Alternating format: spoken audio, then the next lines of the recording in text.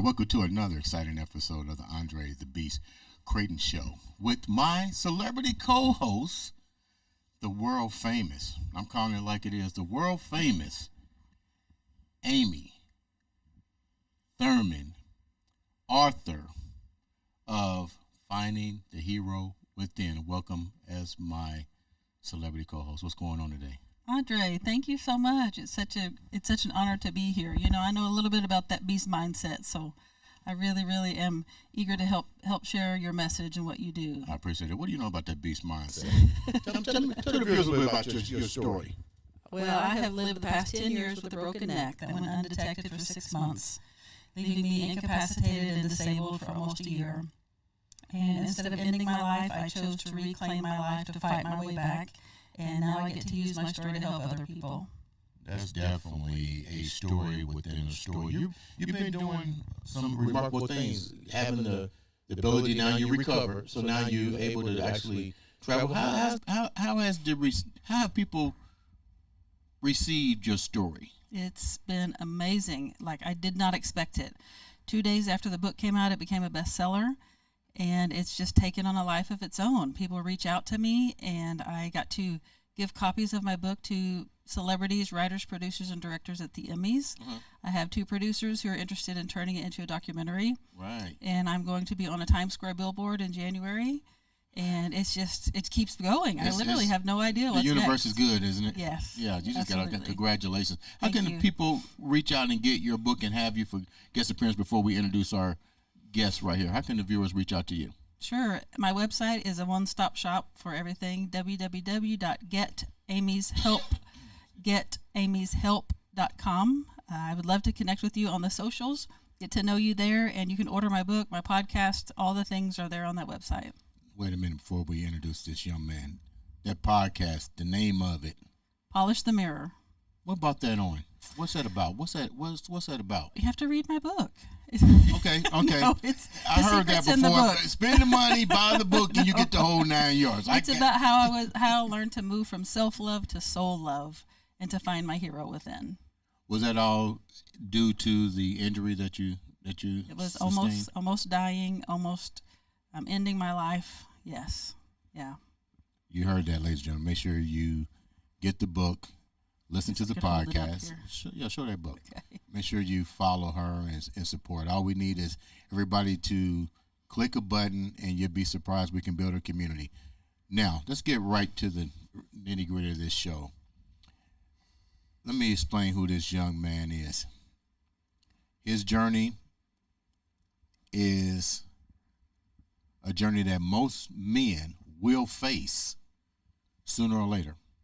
Yes. Without proper self-care is what I would call it. Today we got a young man who's definitely has understood the meaning of self-care, resilience, overcoming, and he's here to share his story and the importance of understanding what male self-care consists of. I'd like to welcome to the show Mr. Darrell Brown. Welcome to the show. I'm pleased to be here. Thank you, Andre, for inviting me. We met through a mutual friend. Yes. Omar. Good spot owner. The good spot. Over some tater tots, macaroni and cheese. And chicken wings. And from there developed a great friendship. I'm glad you're on the show. Before we get started, tell the viewers a little bit about you. I am 60 years old. I just, thank God, I beat cancer. Went through radiation treatments. I work for a huge manufacturing company here in Indy, Major Tool and Machine, and I've been here for 30-something years. You mentioned something about prostate cancer, and it's funny that you brought that up because my nephew just had his 40th birthday, and jokingly he was talking about getting the examinations and stuff. But I remember sharing with him, it's really not funny if you get diagnosed with something that involves your prostate or anything like that. When you was first diagnosed, how did that come about, and what was going through your mind? Okay, let me start off with you really can't tell that you have prostate cancer. There's no real way that doctors can tell that you have it. Mm-hmm. You have to get a blood test. It's called a PSA test. Okay. And you have to ask for that. They don't just give you that. And because I work at Major Tool and Machine, we have our own clinic. So we have our own doctors and nurses at the company that I work for. So I get a physical every year. Mm-hmm. Before I got that job, I didn't get a physical. And that's the number one reason why people find out late that they have it. Mm-hmm. They don't get physicals every year.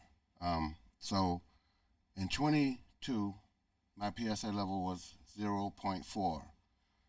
And what that means, if you're under 1, you're good. You're good to go. You don't have prostate cancer or a tendency to get it. Mm-hmm. If you go over 1, then the doctors start looking at, they have you come over, take a test again, maybe 6 months to a year later, to see if that's rising.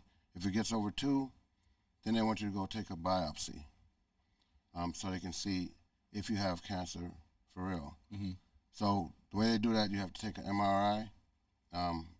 So in 2022, I was 0.4. So the next year I took a physical, I was a 10. I went from 0.4 to a 10 in a year. Mm. So when I went to go see my oncologist, because that's where the clinic sent me right away, I was a 12.7. Now, hold down a minute. We don't want to.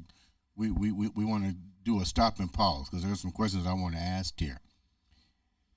You mentioned, I'm thinking as a man, especially a man of color, which a lot of illnesses happen to us. I don't know why. So I really myself I do my physicals and everything every year. I never heard about getting that blood work and asking for that. I would think that my doctor would have told me this.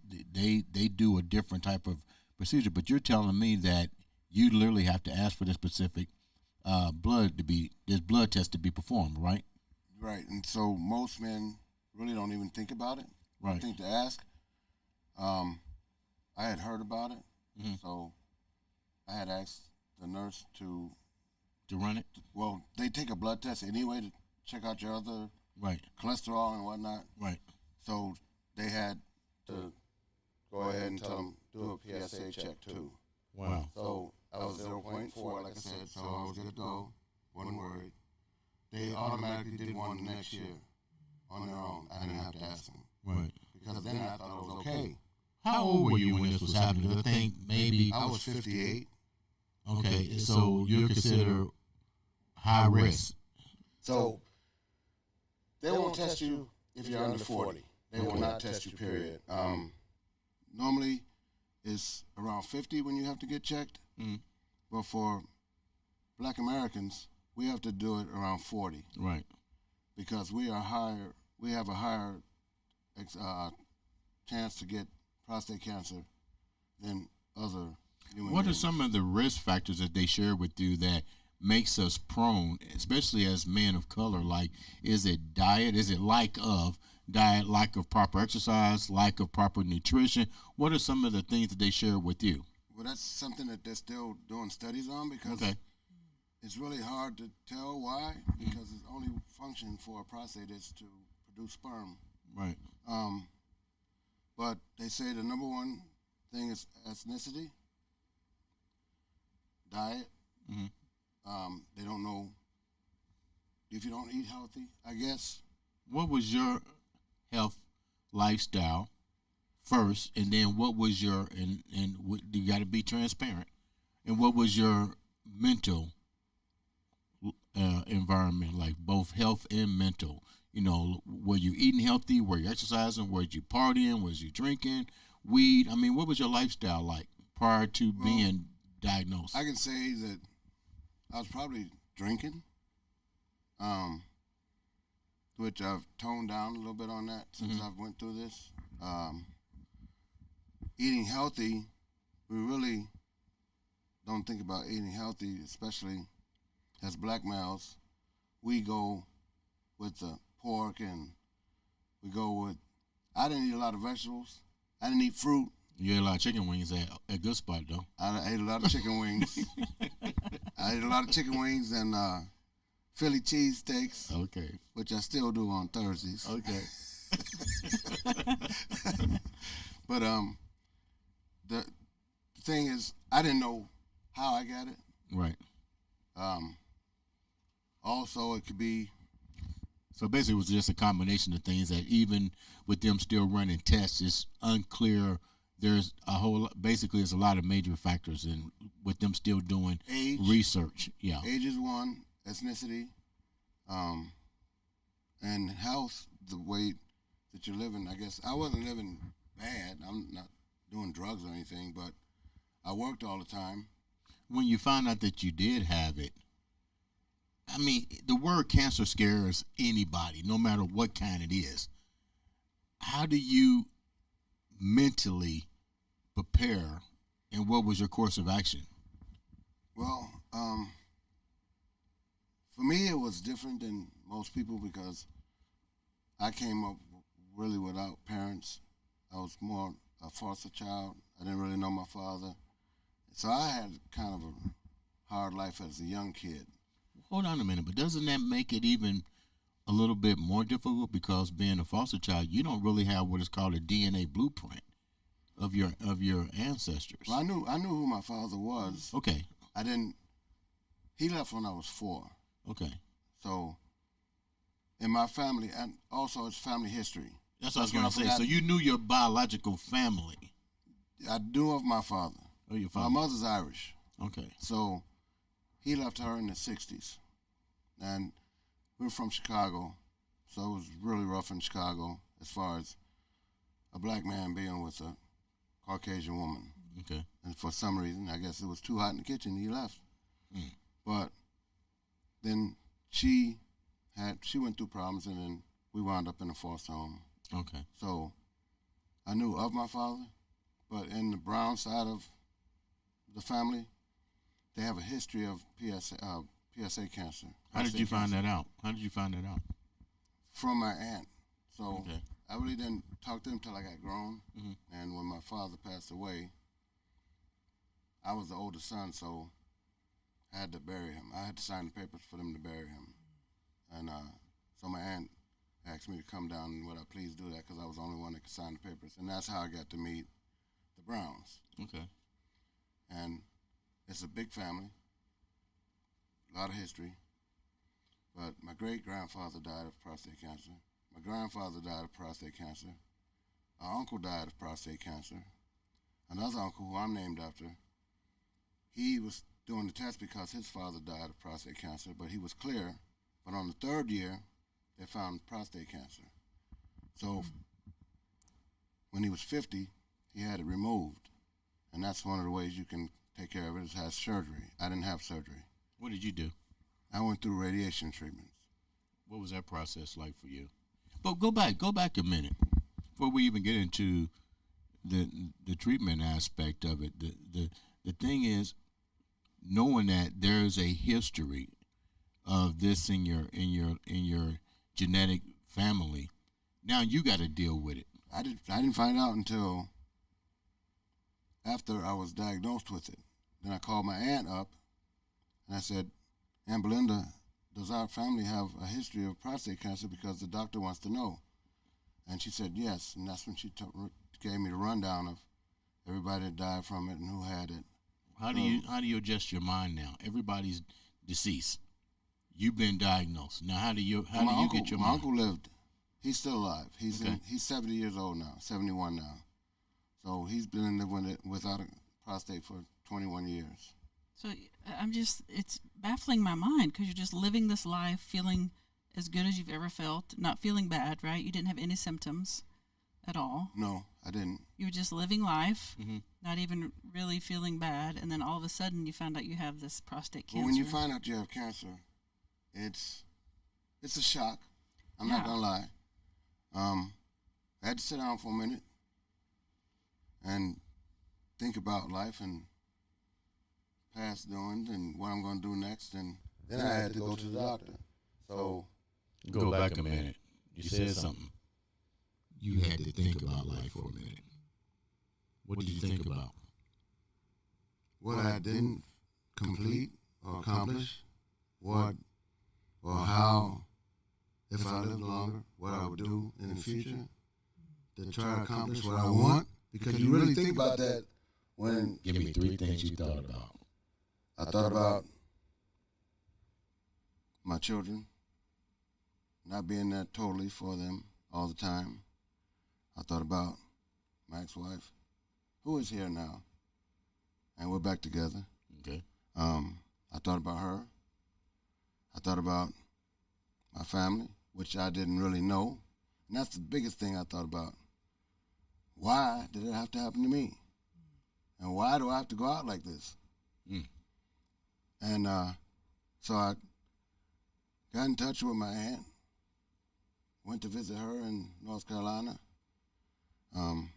just to see the Brown family a little bit, and then went to the doctor and did everything they said to do.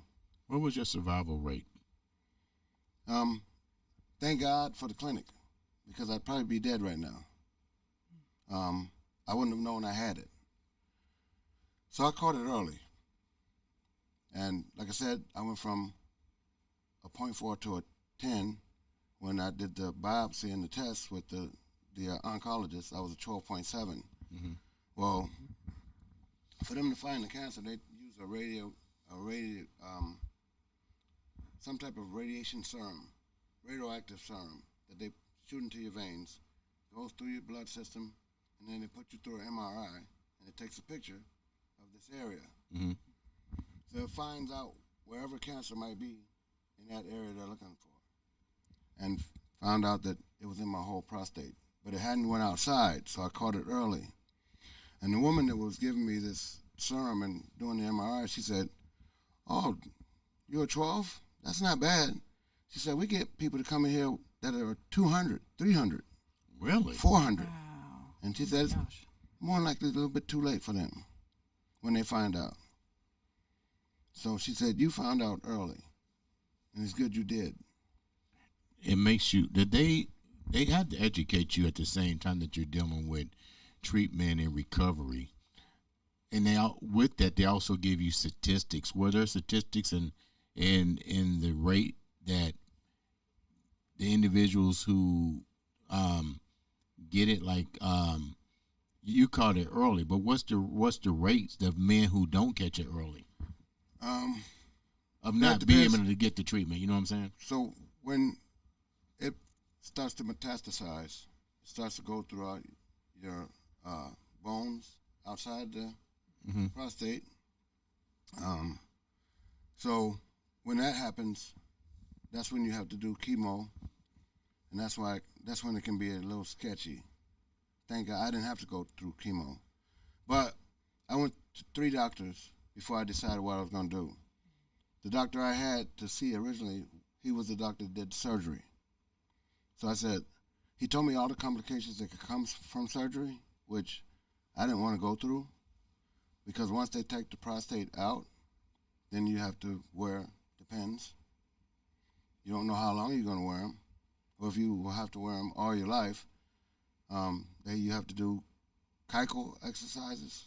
Kegel? Kegel, yes, to strengthen up the muscles down there so that you won't urinate on yourself. Mm-hmm. And the doctor said, well, the chances of, it could be 6 months, it could be a year. He said, you might not get control of those muscles at all. Wow. So I said, well, what else can we do? He said, well, you can do radiology. And he said, we also have HIFU, it's new, HIFU and cryogenics. Okay. So HIFU is high intensity focused ultrasound. It was, I think they started doing that in Germany first, and then the cryogenics also, like maybe 5 years ago. Mm-hmm. So I went to that doctor for the ultrasound, in the cryogenics, and I went to the radiologist and talked to them about the pros and cons. And so the ultrasound doctor said, we can do it, but he showed me a picture of my prostate when they put that serum in me. Mm-hmm. He said, you see that green and yellow spot? That's your prostate. He said, it's in your whole prostate. He said, I can do it, but there's a fatty tissue around your prostate. The ultrasound will go in there and kill the cancer cells in your prostate, but it doesn't do well on that fatty tissue. So it won't be 100% successful. It'll be maybe 60% successful. He said, if you go and do the radiology, the radiation, she's going to pinpoint your whole prostate and around your prostate and kill the cancer cells that way. So that's what I decided to do. That is something that's so interesting to me, you know, not having had experienced cancer at all, but the treatments, like there are so many options now to treat it that you really have to figure out what works best for you. People think you just go to radiation, you just go to chemo. I mean, in my brain, that's what I think. You just go to radiation, go to chemo, but it sounds like there are many more options now. There is. First, it was only radiation and surgery. Like I said, I believe about 5 years ago they came out with the HIFU and the cryogenics. But I had to go through 28 treatments of radiation.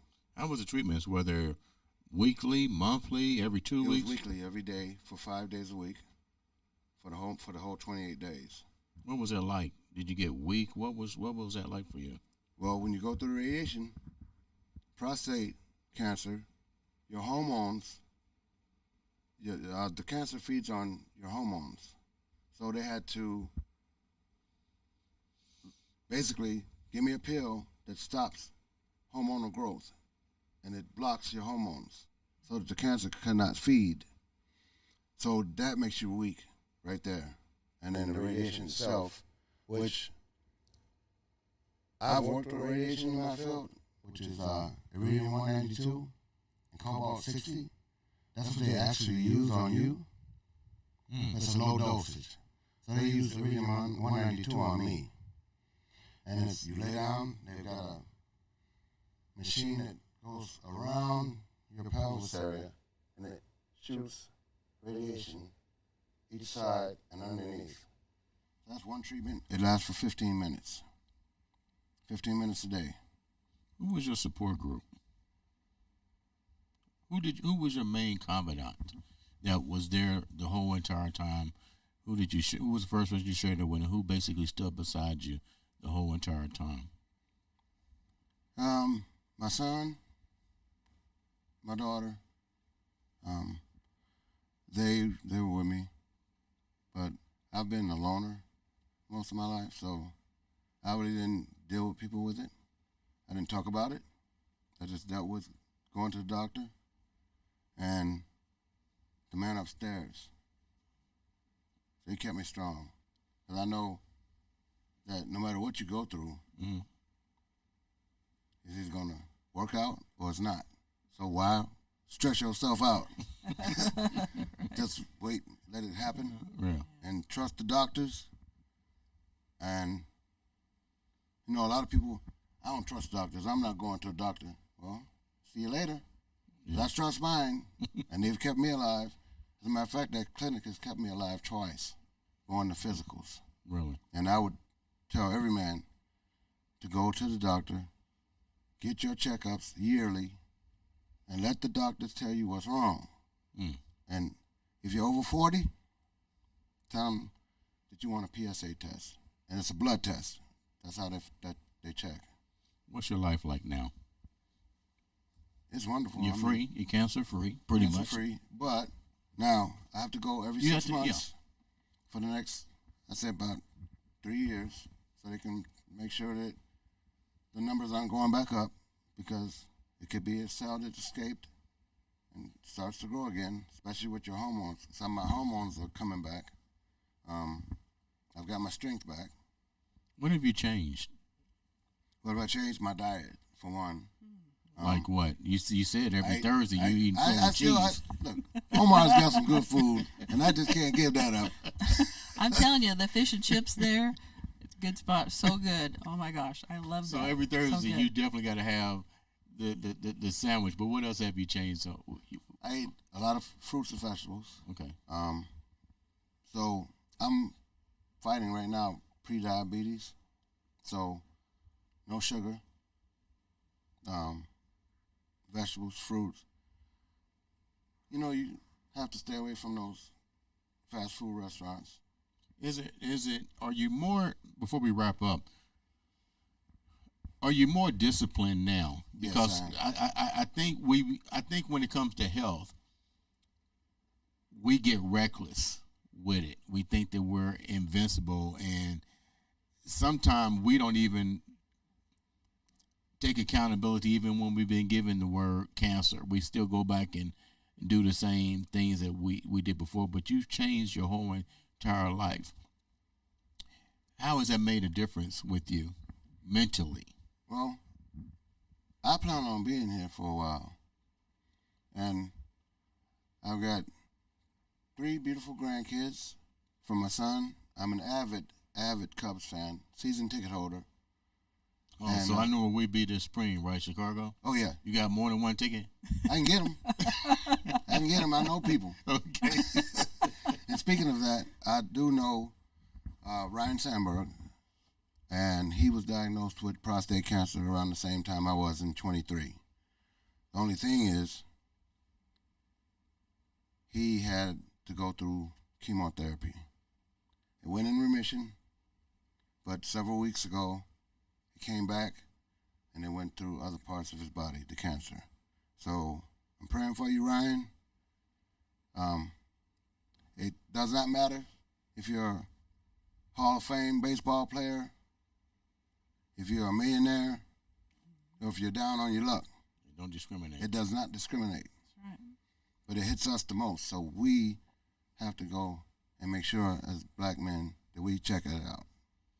I appreciate you taking time to come on and share a story. Let me ask Amy if she have any questions she want to ask. Go ahead, Amy. Yes. You know, I do. Yeah.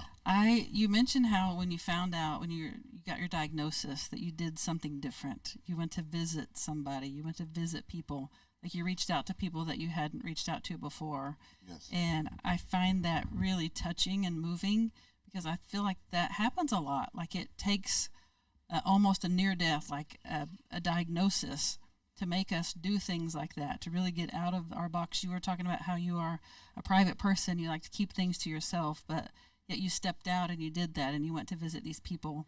And I want to applaud you for that. Thank you. And I just am curious if that's something that you continue to do, or do you continue to see these people? And are you reaching out more like that with your life now instead of holding it so closely like you did before? Well, I'm definitely back with my high school sweetheart, my baby's mama, and we are older now, right? More mature, and life is too short for you to just say, I don't need that person, I don't need that, I don't need this, because you do. It just makes life richer and more fun. And meeting people like you and Omar, I love your, I'm going to get your book. I guarantee I'm going to get your book and read it because thank you. That was something that was remarkable that happened for you in your life also. It's a gift. It has become a gift, yes. But thank you. To help other people, it is a gift. And I'm glad that Andre invited me here so that I could share my experience. And hopefully people will go to a doctor and get a physical and make sure that they find out and know what's wrong with them or what's not wrong with them and start eating healthy because this food in America is killing us. It is. Yeah. Everything's full of sugar. And except for if we go to the good spot. Well, I mean, he's got healthy food. He's got healthy food. As I know people said, I thought you guys were talking about that. We just talking about eating good because every Thursday we know where you're going to be at. That's called the good spot for a reason. That's right. You know what, D, thank you so much for taking time to be on the show. Amy, thank you for being my celebrity co-host. Thank you. Make sure you guys really pay what he said attention and go out there and get your physical. Ask the doctor to do the blood work. Things, if you don't take care of yourself, nobody else is going to take care of yourself but you. Ladies and gentlemen, this has been another exciting episode of the Andre The Beast Crayton The Beast. Show.